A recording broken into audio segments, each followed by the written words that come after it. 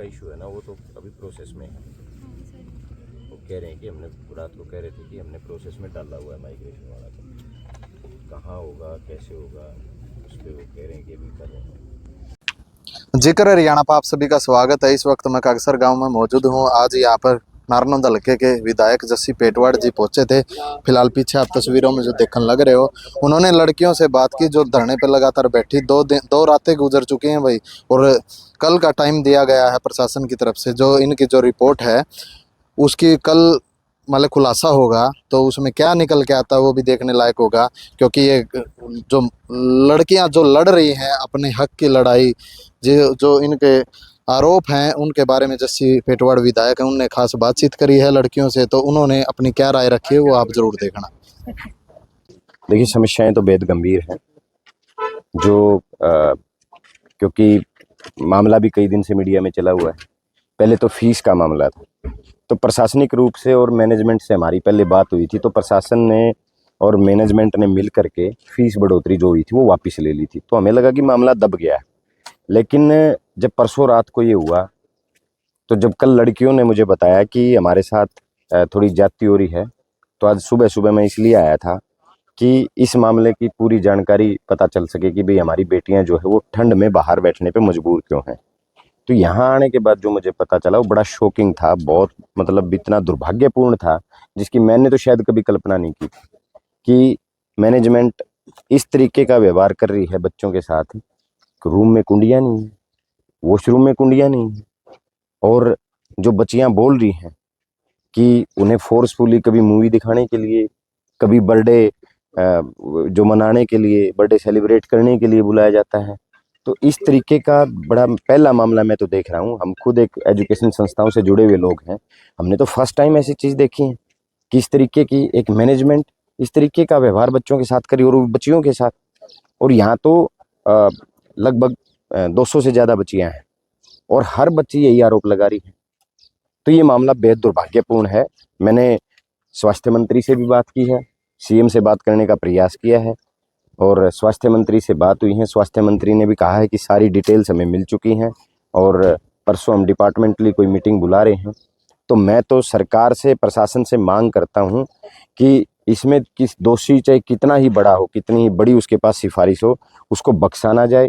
अगर इस तरीके के हालात किसी कॉलेज में हैं, खुद बच्चियां जब सबसे बड़ी बात तो बच्चियां धरने पे बैठने को मजबूर है, और इतने बड़े आरोप बच्चियां जब लगा रही हैं यहाँ पे कि उनकी कोई सुनवाई नहीं होती है, उनको किस तरीके से मतलब टॉर्चर किया जाता है, तो ये बेहद अपने आप में बहुत गंभीर मामला है। सरकार को संज्ञान लेना चाहिए और मुख्यमंत्री जी को स्वयं इसमें संज्ञान लेकर के इन बच्चियों की बात को सुन करके इनकी जो सुनवाई है वो करनी चाहिए। पूरे मामले पे एक कमेटी बनाई गई है और कमेटी की जो एक महिला उसको अधिकारी को इसमें डिप्यूट किया गया था। सारी उसने रिपोर्ट डीसी को सौंप दी और डीसी ने मुख्यमंत्री को जो भेज दी थी, लेकिन उसके बावजूद भी कह रही है कार्रवाई नहीं हो रही। नहीं, मेरी जो मुख्य महिला जो अधिकारी थी, जो इस कमेटी की मेन जो सदस्य थी, प्रेसिडेंट थी वो, शायद उनसे मेरी बात हुई है। तो वो कह रही हैं कि हमने कल ही ये डीसी साहब को सारी डिटेल्स जो इस कमेटी की जो थी वो सारी हमने डीसी साहब को सौंप दी है। अभी डीसी साहब से मेरा संपर्क हो नहीं पाया है। यहाँ मौजूद जो प्रशासन है, जो पुलिस के अधिकारी हैं, वो कह रहे हैं कि कल तक हमने टाइम लिया हुआ है कि रिपोर्ट आई है, और कल डीसी साहब और एसपी साहब आएंगे और वो कंप्लीटली जो जानकारी है वो देने का काम करेंगे। मैं तो इसमें एक कहता हूँ, दोषी कितना ही बड़ा हो, दोषी को बख्शा ना जाए और इन बच्चियों के साथ न्याय हो, और न्याय संगत अगर न्याय होगा तो ये इन बच्चियों में भी आगे पढ़ने का हौसला होगा, इनका भविष्य सुरक्षित होगा, और आने वाली जो बच्चियां हैं जो आज इस पूरे मामले को देख रहे हैं, उन बच्चियों में भी एक थोड़ा सा हौसला पैदा होगा। नहीं तो अगर इस तरीके से अगर किसी इंस्टीट्यूट में बच्चियों की आवाज़ को दबाया जा रहा है तो मामला गंभीर है, और कल तक रिपोर्ट आएगी। रिपोर्ट के बाद हम देखते हैं कि प्रशासन क्या कार्रवाई कर रहा है। मैंने अपनी तरफ से मेरी बहनों को, अपनी बेटियों को विश्वास दिलाया है कि आपके साथ ना कुछ गलत हो सकता है, और हम आपके पहले भी साथ थे, आज भी साथ। विधायक जी, जैसे बेटियों ने बताया है कि इनको प्रोटेस्ट करने से भी रोका जा रहा है, क्योंकि प्रोटेस्ट तो अधिकार है हर नहीं, किसी प्रोटेस्ट पे बैठी हैं, प्रोटेस्ट पे तो बैठी है ऑलरेडी, कोई इनको प्रोटेस्ट से रोक नहीं रहा, ना कोई प्रशासन इनको रोक रहा। आई थी कुछ नहीं देखिए, कुछ एक सिक्योरिटी रीजंस की वजह से प्रशासन ये कह रहा है कि जो माँ बाप लेके आए, माँ बाप पेरेंट्स जो उपलब्ध कराएं बच्चियों को वो उपलब्ध हो रहा है, और पेरेंट्स ही उपलब्ध कराएं। मैं सोचता हूं कि पेरेंट्स उपलब्ध कराएं वही ठीक है, क्योंकि माँ बाप जो इनको उपलब्ध कराएंगे वो अच्छा है, इनकी सेहत के लिए भी अच्छा है। और सिक्योरिटी रीजन से प्रशासन ने ये कहा है कि भी बाहरी व्यक्ति कोई सामान ना दे, और उसमें मैं भी सहमत हूँ प्रशासन की इस बात से कि भी बाहरी व्यक्ति का कोई सामान, मैं बच्चों से भी कह के आया हूँ, जो खाने पीने की चीज़ है आप प्रशासन से मंगाने का काम करो, पेरेंट्स से मंगाने का काम करो। अगर आपके पेरेंट्स को प्रशासन रोक रहा है तो फिर हम आपके साथ खड़े। मैनेजमेंट से भी किसी से मिले हो आप? मैं प्रिंसिपल से मिला हूँ, और बड़ा दुर्भाग्य है कि प्रिंसिपल एक महिला है खुद, और इससे बड़ी बात क्या होगी कि एक महिला प्रिंसिपल जिसके इस कॉलेज की दीवारें हैं वो 4 फुट की हैं, कहीं 5 फुट की हैं, कहीं वायरिंग नहीं है, और महिला प्रिंसिपल कह रही हैं कि जी नहीं जी कोई दिक्कत ही नहीं है, आज तक तो कभी दिक्कत हुई नहीं है। मैंने उनसे सवाल पूछा है कि आप कह रहे हैं भाई, बच्चियां कह रही हैं कि आपके वॉशरूम में कुंडियां नहीं है, बच्चों के रूम में कुंडियां नहीं, और 4 फुट की 5 फुट की दीवार है, उसके ऊपर से फांद करके तो कोई भी अंदर आ सकता है। आजकल नशे का इतना भयंकर प्रकोप है, आजकल आप खेतों में सुनते होंगे कभी तार काट ली जाती हैं, कभी मोटर उठा ली जाती हैं सारी, कभी कोई कुछ उठा ले जाते हैं, इतनी वारदातें बढ़ी हुई हैं। और अगर कोई नशेड़ी टाइप का आदमी, कोई गंदी सोच का आदमी छोटी छोटी दीवारों को फांद करके अंदर घुस गया, और बच्चियों के रूम में वॉशरूम में कुंडियां नहीं है, तो हालात क्या होंगे।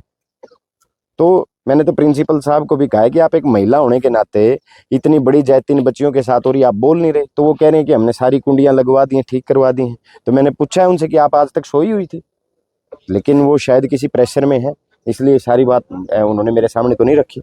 लेकिन आपसे जो आपके सामने जो बातें आई हैं अभी, जो बच्चियों ने मेरे सामने कही हैं, वो आपके सामने भी आई हैं, वो मामला बेहद गंभीर है। और हम ये बहन बेटियां सबकी बराबर होती हैं। यहाँ 36 बिरादरी की बहन बेटियां बैठी हैं, ये बच्चियां हमारा भविष्य हैं, और ये बच्चियां इस हरियाणा प्रदेश को सुनहरे भविष्य की ओर ले जाने के लिए ही दिन रात पढ़ के मेहनत कर रही हैं। तो इन बच्चियों के साथ हैं, और इनके हर संघर्ष में इनके बीच बैठे, इनके साथ खड़े। प्रशासन की तरफ से कोई टाइम लिमिट मिली इनको भाई कब तक?